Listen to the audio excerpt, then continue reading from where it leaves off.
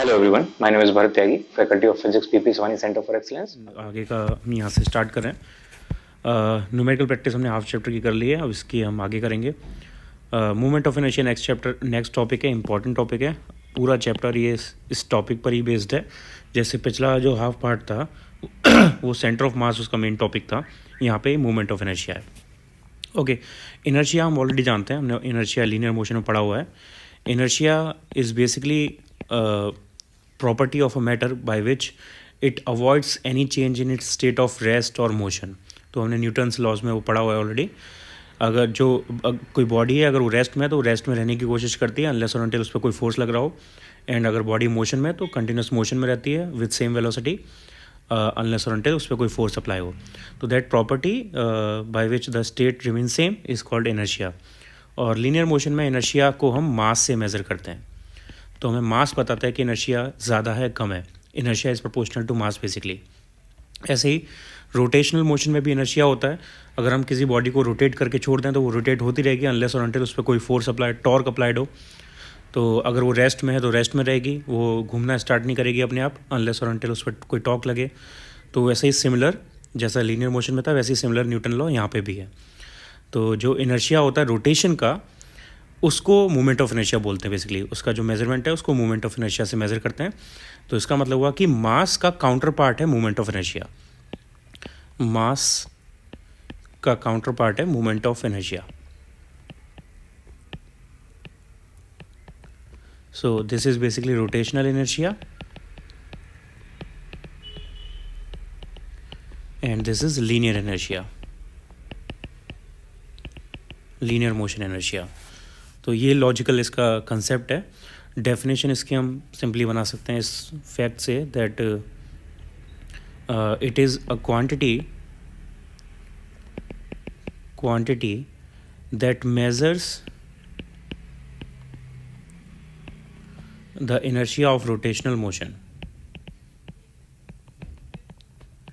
Inertia of rotational motion of the body is called rotational inertia or moment of inertia।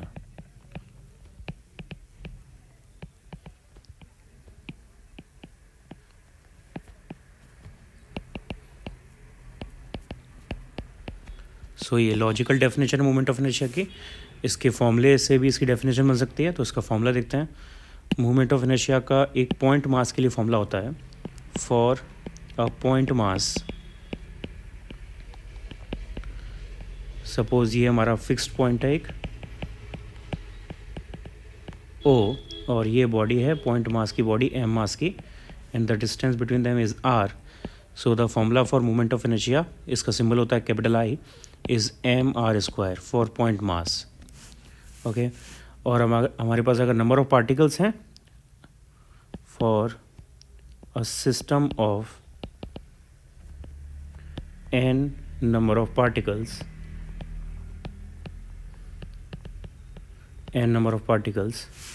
जैसे suppose ये system है, कोई random body हमने ले ली और ये इसकी एक्सिस ऑफ रोटेशन है। और सपोज यहाँ पे कुछ पार्टिकल्स हम अज्यूम कर लेते हैं एग्जांपल के लिए। These are some particles at distance r1, r2, r3 and r4 of masses m1, m2, m3 and m4। This is the axis of rotation.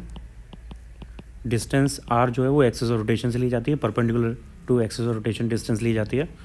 सो यहाँ पे डिफरेंट पार्टिकल्स के लिए इनर्शिया हो जाएगा m1 r1 square and m2 r2 square and so on.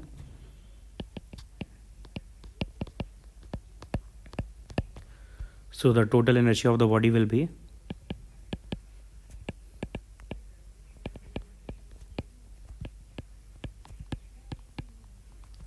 about the given axis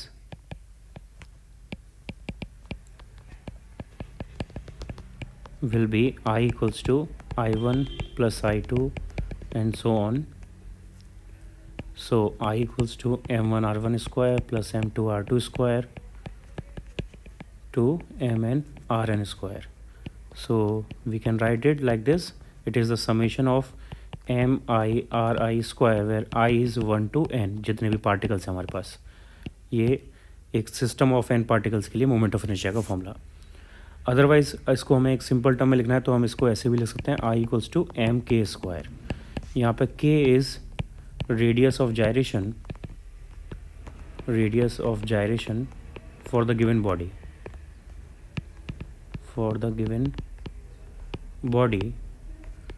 about the given axis.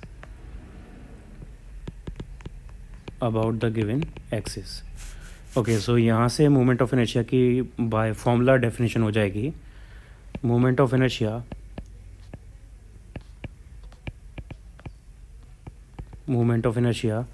of a body / system about a given axis is the sum of the products किसके product, मास का और distance के square का, products of masses of all the particles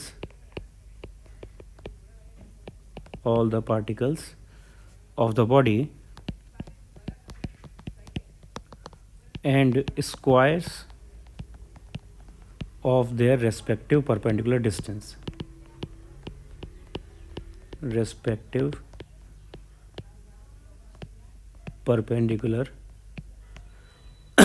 Distances from the given axis. So ये I equals to sigma M R square, ये इसकी फॉर्मूले से डेफिनेशन बन जाएगी. Nature of this quantity is scalar, but ये कभी कभी वेक्टर की तरह भी ट्रीट हो सकती है, इसलिए इसको हम टेंसर बोल सकते हैं. It is a tensor quantity. Normally scalar की तरह ट्रीट करेंगे. And the SI unit of this quantity will be kilogram meter square and dimension is ml2. इसकी डायमेंशन होगी. ओके, सो ये मोमेंट ऑफ इनर्शिया हमने यहाँ से देख लिया. यहाँ पे एक टर्म आया था k which is radius of gyration. तो अब रेडियस ऑफ जायरेशन को समझ लेते हैं यहाँ से. Radius of gyration, next topic.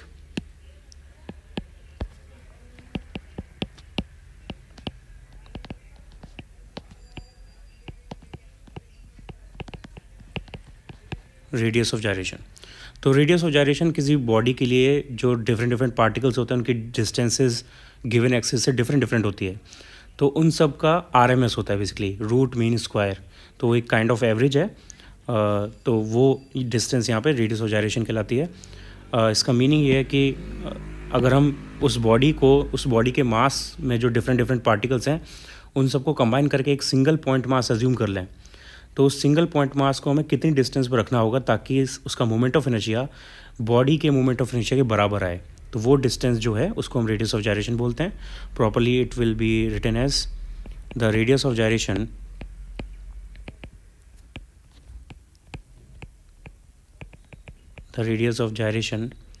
of a body about a given axis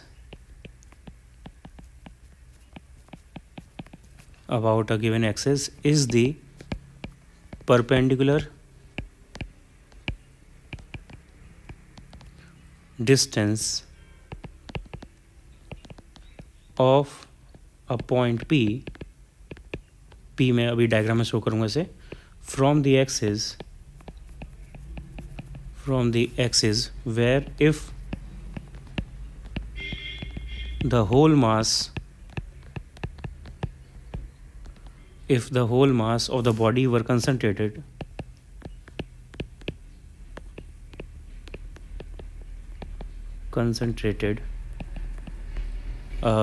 the body shall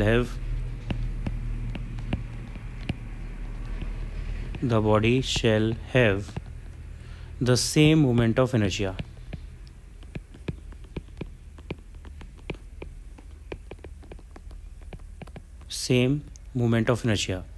As it has with the actual distribution of mass. Actual distribution of mass. Okay, so this is the definition of radius of gyration. इसका symbol होता है K. Diagram से समझते हैं इसको. So we have this random body of random shape. ये axis rotation है इस बॉडी की, और यहाँ पे डिफरेंट पार्टिकल्स. कुछ एग्जांपल के लिए हमने ले लिए R1, R2, R3 and R4 of masses M1, M2, M3 and M4. अब जो बॉडी है उसके कोई हमने ऑब्जेक्ट लिया है, ये एक्सिस रोटेशन, तो उसमें जो पार्टिकल्स होंगे वो सेम टाइप के पार्टिकल्स होंगे. जैसे हमने आयरन का ब्लॉक लिया तो उसमें सारे पार्टिकल्स आयरन के होंगे, तो उन सबका मास सेम होना चाहिए. जितने भी पार्टिकल्स हैं सबका मास सेम होगा. That means M1 is equals to M2 and so on. जितने भी पार्टिकल्स हैं सबका मास सेम. ओके, तो इन सब के लिए जो टोटल मोमेंट ऑफ इनर्शिया आएगा वो आएगा M1 R1 square plus M2 R2 square plus dot dot dot MN RN square. तो यहाँ से M कॉमन आ जाएगा, अंदर बचेगा R1 square plus R2 square plus dot dot dot RN square. अब ये इक्वेशन नंबर 1 है. इसको हम कंपेयर कर देते हैं टोटल मास, ये टोटल मास है capital M into K square से, इक्वेशन नंबर 2. सो यहाँ से आएगा M K square equals to small m R1 square plus R2 square dot dot dot RN square. और टोटल मास अगर हमारे पास n पार्टिकल्स हैं तो total mass will be equals to n times और एक पार्टिकल का मास. सो यहाँ से small n into small m K square equals to होगा m R1 square plus R2 square plus dot dot dot RN square. m से m cancel out. यहाँ से K equals to आ गया under root R1 square plus R2 square plus up to RN square divided by n. This is the formula for radius of gyration.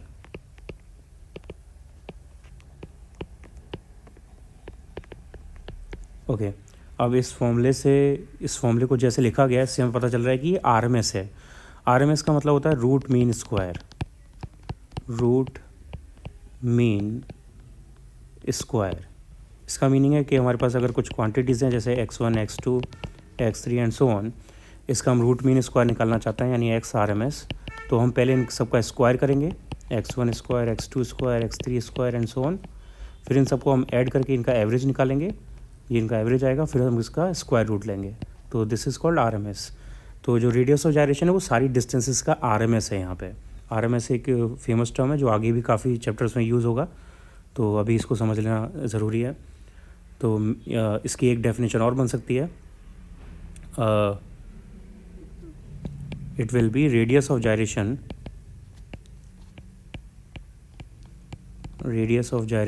of a body about a given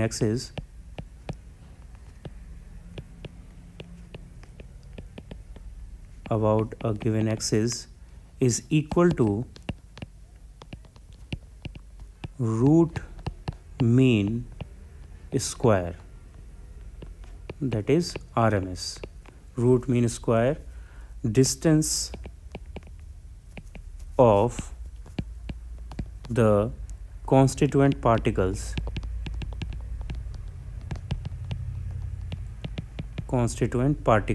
of the body from the given axis.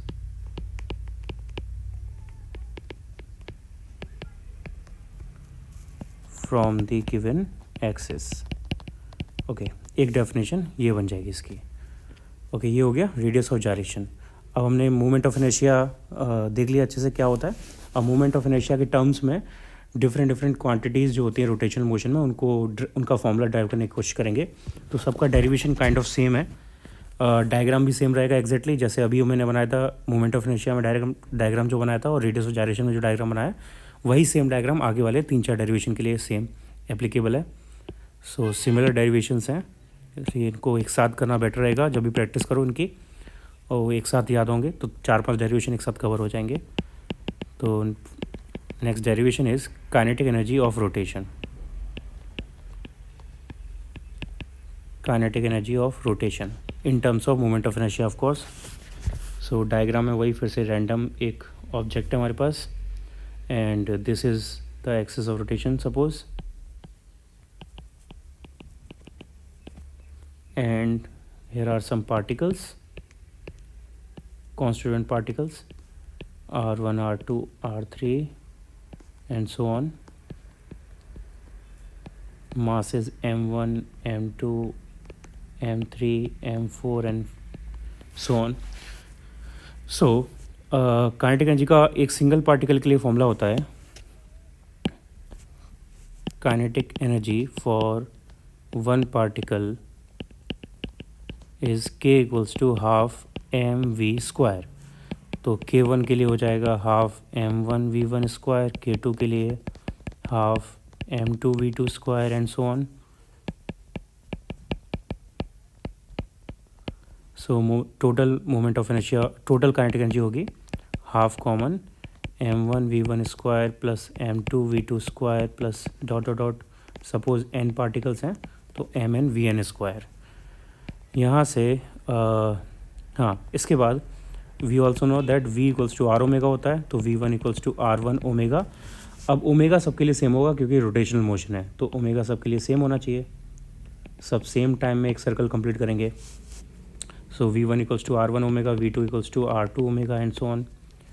सो यहाँ से kinetic energy हो जाएगी half m1 ये हो गया r1 square omega square plus m2 r2 square omega square and so on mn rn square omega square. तो यहाँ से ओमेगा स्क्वायर भी कॉमन आ जाएगा 1/2 ओमेगा स्क्वायर कॉमन आ गया. ये हो गया m1 r1 square plus m2 r2 square and so on. ठीक है, इसको हम लिख सकते हैं 1/2 omega square sigma m i r i स्क्वायर i equals to 1 to n. Now this is moment of inertia, total moment of inertia of the body. तो इसको यहाँ पे प्लेस कर देंगे तो काइनेटिक एनर्जी का फॉर्मूला आ जाएगा फाइनली हमारे पास 1/2 I omega square. I omega square. यहाँ से भी हम मोमेंट ऑफ इनर्शिया की डेफिनेशन निकाल सकते हैं. If omega is 1 then moment of inertia will be equals to 2 times of k. तो यहाँ से भी एक डेफिनेशन बन सकती है मोमेंट ऑफ इनर्शिया की. आप इसे खुद बना के देखना क्या डेफिनेशन बनेगी ये. ओके, ये डेरिवेशन कंप्लीट हो गया. हमने यहाँ से काइनेटिक एनर्जी का फॉर्मूला निकाल दिया रोटेशन के लिए. नेक्स्ट डेरिवेशन ये भी सिमिलर टाइप से करना है, is for torque and angular momentum. So पहले हम टॉर्क के लिए करते हैं. टॉर्क और torque in terms of moment of inertia.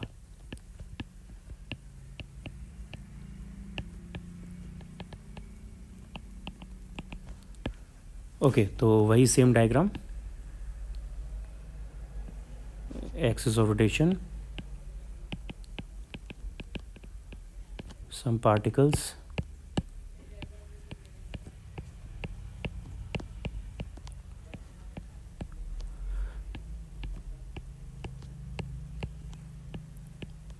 Okay. So एक सिंगल पार्टिकल के लिए टॉर्क का फॉर्मूला क्या होगा पहले वो चेक करते हैं. टॉर्क का सिंगल पार्टिकल के लिए फॉर्मूला होता है r cross f and f यहाँ पे फोर्स लग रहा है, उस पर फोर्स है. सो r क्रॉस f का फॉर्मूला होगा mass into acceleration and acceleration is equals to r alpha. Now since omega is constant rotational motion में तो अल्फा इज़ आल्सो कांस्टेंट. हम अज्यूम कर लेते हैं अल्फा कांस्टेंट है यहाँ पे. सो ये ठीक है. तो डिफरेंट पार्टिकल्स के लिए फॉर्मूला हो जाएगा टॉर्क का r1 m1 और एक ही जगह लगा देते हैं r अल्फ़ा. तो ये हो जाएगा r स्क्वायर m अल्फ़ा. तो r1 square m1 alpha tau two r2 square m2 alpha and so on tau n equals to rn square mn alpha. So the total torque या net torque will be sum of all the torques vector में. और क्योंकि rotation सबका एक ही direction में हो रहा है तो सब पॉजिटिव आएंगे. सो यहाँ से m1 r1 square alpha plus m2 r2 square alpha m n r n square alpha, common आ गया एल्फ़ा, अंदर बचा m1r1 square plus m2r2 square plus dot dot dot mn square. इसको हम लिख सकते हैं alpha summation mi square i is equals to 1 to n, and this is the formula for inertia, moment of inertia.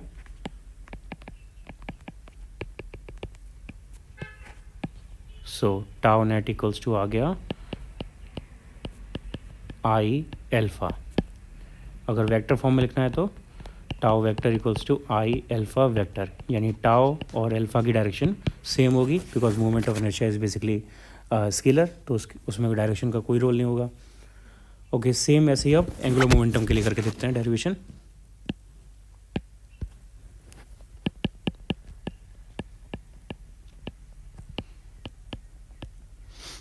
Angular momentum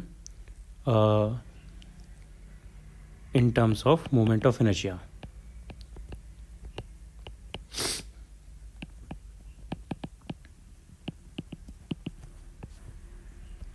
Okay, वही same diagram.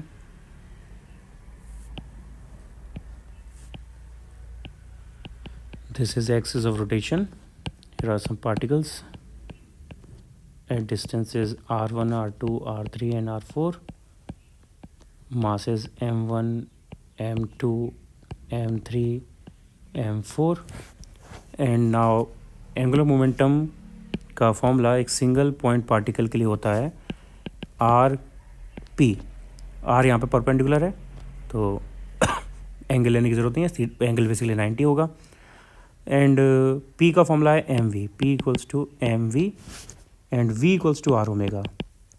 सो इन सबको लगाएंगे यहाँ पे, तो पी इक्वल्स टू हो जाएगा M R omega and L equals to हो जाएगा एम आर, और ये आर भी परपेंडिकुलर है यहाँ पे, M R perpendicular square omega.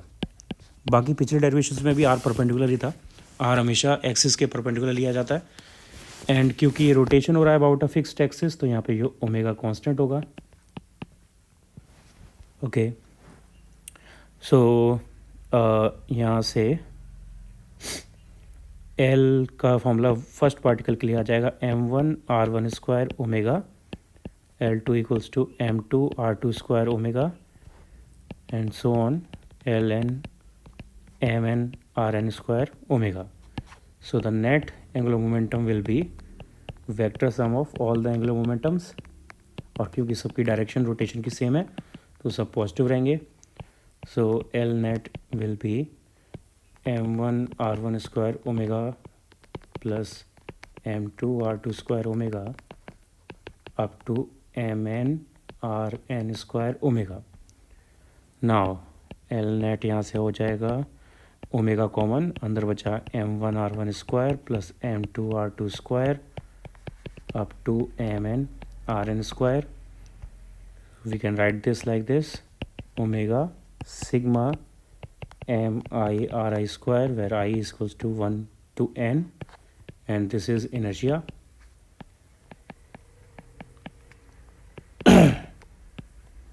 So यहाँ से L net equals to आ गया I ओमेगा, ये एंगुलर मोमेंटम का फॉर्मूला है। एंड यहाँ इसको वेक्टर फॉर्म में लिखना है तो L vector equals to I omega vector, यानी L वेक्टर और ओमेगा वेक्टर की डायरेक्शन सेम होगी, because I is basically scalar quantity.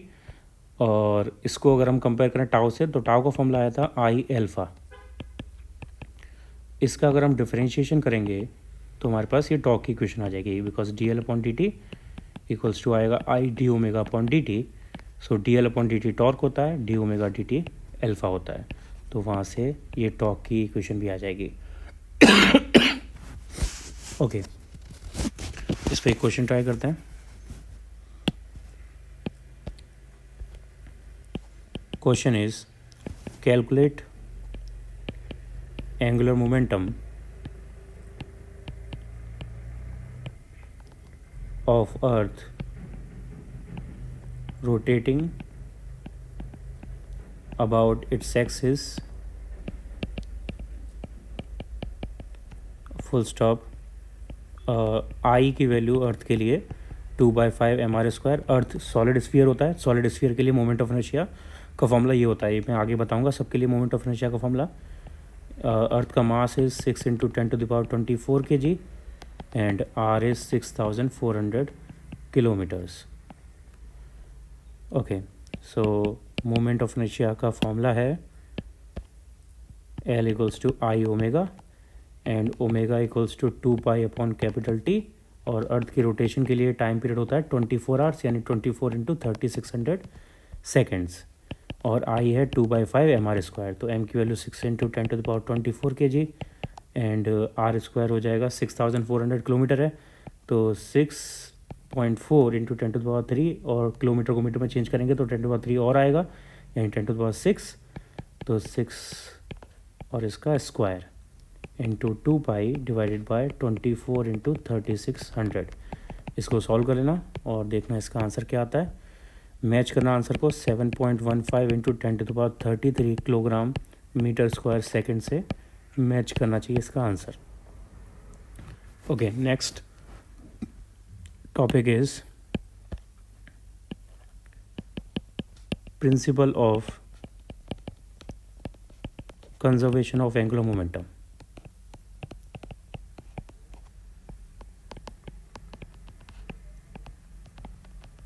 Principal of conservation of angular momentum. तो लीनियर मोशन में हमने कंजर्वेशन ऑफ लीनियर मोमेंटम पढ़ा हुआ है, वैसे ही सेम यहाँ पे कंजर्वेशन ऑफ एंगुलर मोमेंटम होता है। Linear momentum conservation F net 4 होने पे होता है, और angular momentum conservation tau net 0 होने पर होता है। सो सिंपल है, ये डिफाइन करना है इसको। According to this principal,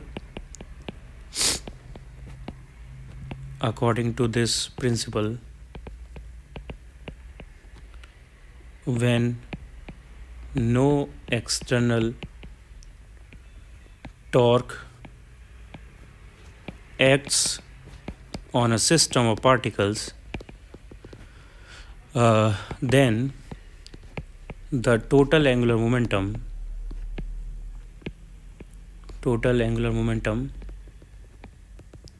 of the system remains